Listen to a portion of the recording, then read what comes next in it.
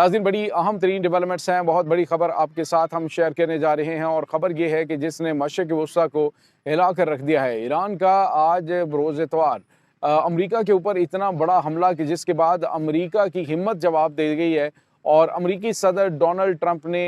हंगामी तौर पर रब्ता किया है एक अहम मुल्क के साथ।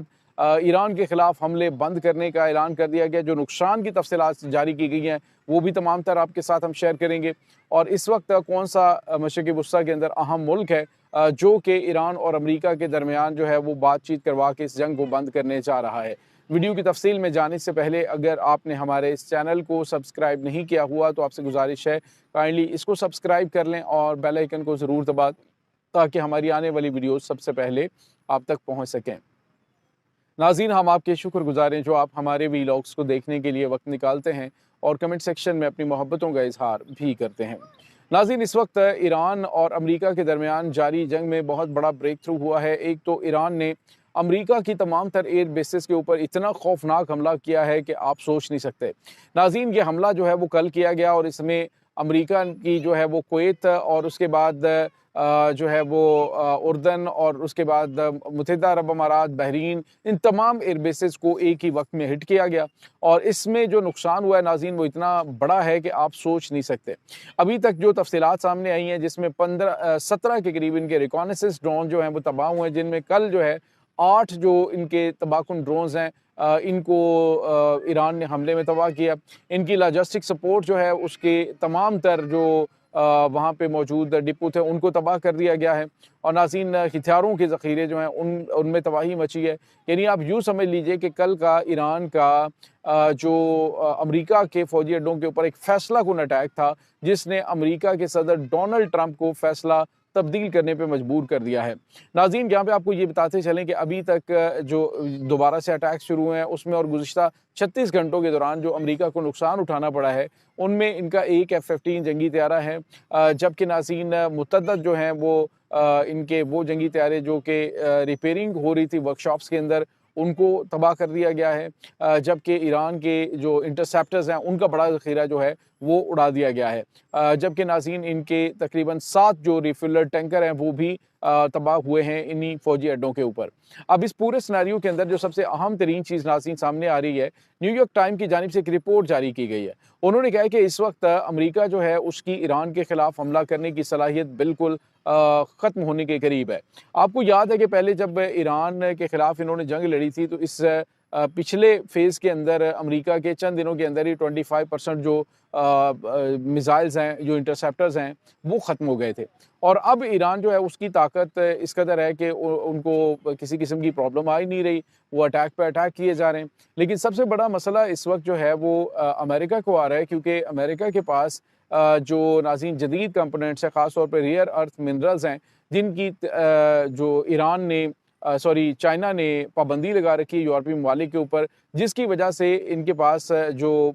इंटरसेप्टर्स हैं उनकी कमी या फिर जो मिसाइल्स हैं उनकी कमी जो है वो पूरी नहीं हो पा रही है। नाज़रीन, यहाँ पे आपको ये बताते चलें कि इस वक्त अमरीकी सदर डोनाल्ड ट्रंप ने ईरान के ऊपर फर्दर अमरीकी हमलों को रोकने का ऐलान कर दिया है। नाज़रीन, इसकी वजह ये नहीं है कि अमरीका जो है वो कुछ दरमियानी रास्ता निकाल रहा है, बल्कि अमरीका जो है वो इस वक्त अपनी दोबारा से जो इस्लामाबाद MOU साइन हुआ था, जो इस्लामाबाद की सरबराही के अंदर जनेवा के अंदर अहम तरीन मुआहदा हुआ था, उसी मुआहदे को आगे लेकर चलने और इसको मुकम्मल तौर पे सीज़ फायर की जानिब, मुकम्मल तौर पे जंग बंदी की जानिब जो है वो ले जाने की इस वक्त बात की जा रही है। नाज़रीन, अमरीका जो है वो ये समझ रहा था कि लास्ट टाइम उसने जंग बंदी करके तो बड़ी तादाद में असलहा और गोला बारूद यहाँ पे इकट्ठा किया। अब इकट्ठा करने के बाद ये ईरान के ऊपर अटैक करेंगे और गेम को तब्दील करके रख देंगे, लेकिन गेम तो वैसे ही तब्दील हो गई। अब आपने देखा है कि इस पूरी जंग के दौरान इसराइल जो है वो खामोशी के साथ साइड पे बैठा रहा है। उसकी वजह ये थी कि ईरान ने इस जंग के अंदर, ये जो प्रीवियस वार हुई है, इसके अंदर इसराइल को इतना ज़्यादा नुकसान पहुँचाया, इतना ज़्यादा उनके ऊपर अटैक्स किए हैं कि वो अटैक इतने ज़्यादा उनके लिए नुकसानदेह साबित हुए कि उसके बाद अब वो बिल्कुल भी मैदान में नहीं आए, बल्कि खामोशी से साइड पे बैठे हुए हैं। अब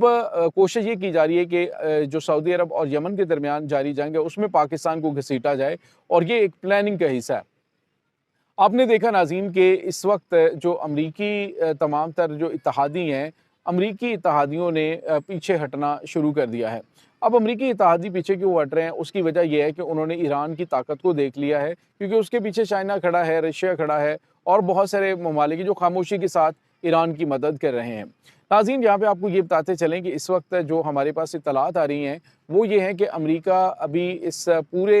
मामले के अंदर जो है वो चीज़ें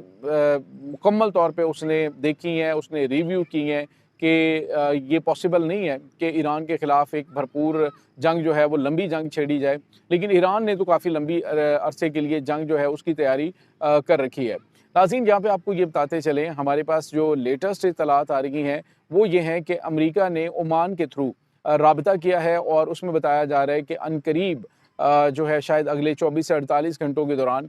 दोबारा से उसी मुआहदे के ऊपर बातचीत करने की बात हो जाएगी। ये अमरीका की जानिब से दावा किया जा रहा है कि ओमान के थ्रू होने वाली बातचीत में बड़ा ब्रेक थ्रू आया है और अमरीका ने हमले बंद करने का फ़ैसला कर लिया है। नाज़रीन, अमरीका की जानिब से ईरान के ऊपर ये जो अटैक्स हैं इनको बंद ऐसे नहीं किया जा रहा, बल्कि जो दीगर ममालिक हैं वो काफ़ी ज़्यादा इसमें मुतासिर हो रहे हैं। ख़ास तौर पे अरब ममालिक जो हैं वो बिल्कुल भी ताउन नहीं कर रहे हैं। अब ख़बर ये आ रही है कि उर्दन इसके बाद अगला टारगेट हो सकता है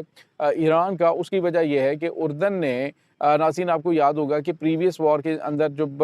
जो पहली जंग हुई है, इससे भी पहली जंग जो रही अमरीका और इसराइल का ईरान के ऊपर हमले हुए हैं, तो उसमें उर्दन ने इसराइल को बचाने के लिए अपने बहुत सारे इंटरसेप्टर्स जो हैं उनको ज़ाया करवा लिया था। अब जब बात आई है उर्दन की, तो इसराइल जो है वो मैदान में नहीं आ रहा, क्योंकि इसराइल के पास काफ़ी हद तक ताकत की कमी हो चुकी है। तो ऐसे में अमरीका जो है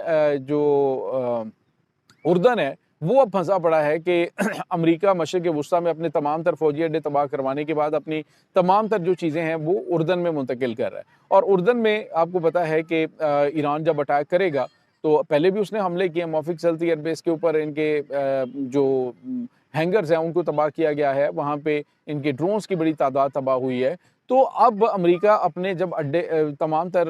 जो ताकत है उसे वहाँ पे जमा करने की कोशिश करेगा, तो ईरान उसे बनाएगा निशाना। ईरान निशाना बनाएगा तो मामलात जो है वो ख़राब होंगे। और अमरीका के ऑलरेडी आपको बताया कि जो एयर डिफेंस सिस्टम है वो काफ़ी हद तक मशरिक़ वुस्ता के अंदर कमज़ोर हो चुका है। तो अब अरब ममालिक जो हैं वो या तो इत्तेहाद की जानिब आएँगे, अपने मसाइल जो हैं उनको ख़त्म करेंगे, या फिर अगर वो जंग करते ईरान के ख़िलाफ़, तो ख़ैर अमरीका अगर हाथ खड़े कर रहा है, इसराइल हाथ खड़े कर रहा है, तो अरब ममालिक जो हैं उनकी बिल्कुल भी कोई इस तरह की औकात नहीं है कि वो उनके ख़िलाफ़ जंग में हिस्सा ले सकें। तो ये चीज़ें इस वक्त नाज़रीन चल रही हैं। मामलात मशरिक़ वुस्ता के अंदर काफ़ी हद तक जो है वो ईरान के हक़ में जा रहे हैं और इस वक्त ईरान क्या डिसीजन करता है। बहरहाल ईरान एक ऐसी पोज़ीशन पे इस वक्त खड़ा है जहाँ पे उनकी मर्ज़ी के मुताबिक शायद फ़ैसले होंगे। ये नाज़रीन इस वक्त ताज़ा तरीन अपडेट्स चल रही हैं। इस तमाम सूरत हाल के बारे में आपका क्या कहना है? कमेंट सेक्शन में अपने ख़यालात का इज़हार ज़रूर कीजिएगा।